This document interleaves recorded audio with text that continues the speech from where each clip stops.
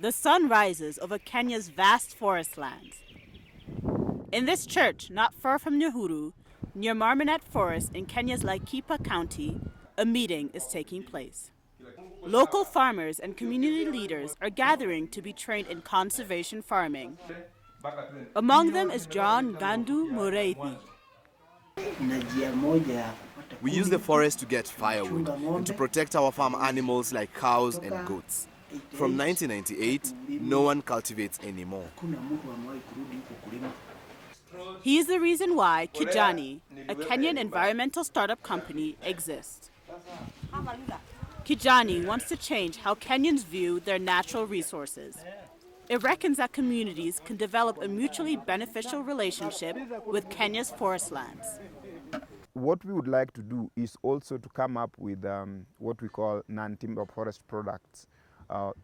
What are some of the products we can get from the forests and sell them through community-based groups like Community Forest Association, which already is established in Marmonet. And how can the money that they get from selling this product go to the pockets of community members? The company has a forest restoration pilot project where they'll restore 500 hectares of forest land in the North Marmonet Forest. The company started in 2013 with a simple, revolutionary idea.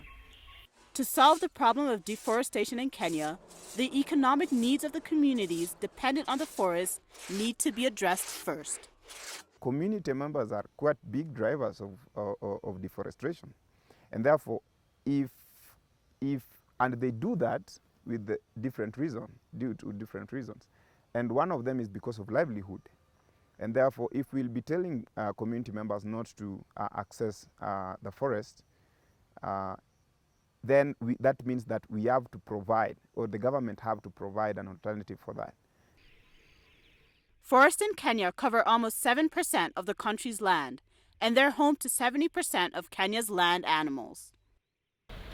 But faced with a growing population, expanding cities, infrastructure, and agriculture, Kenya's forests have been steadily shrinking at the expense of economic development.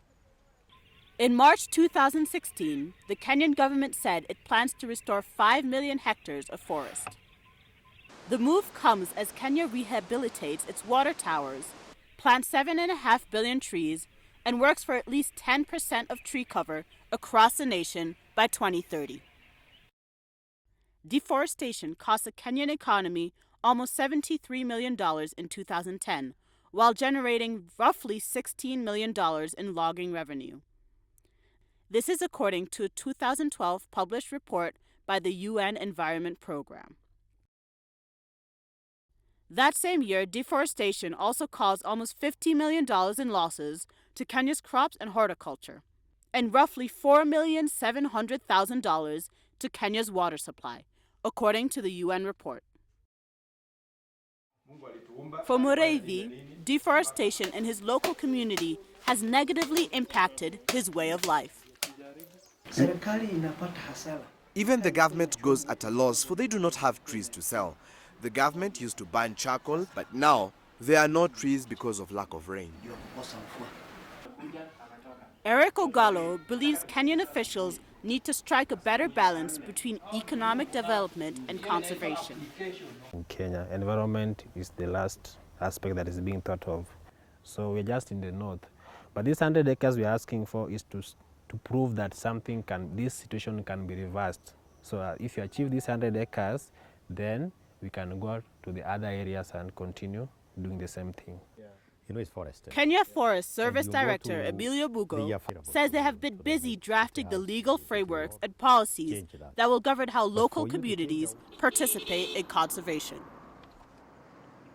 Kenya Forest Service, as we speak now, is majorly concerned with the areas, the forests, and areas that are within public lands.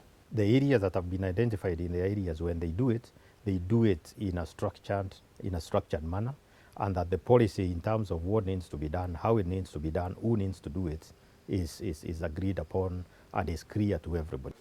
For Ogalo, that is exactly the problem. The policies are not clear.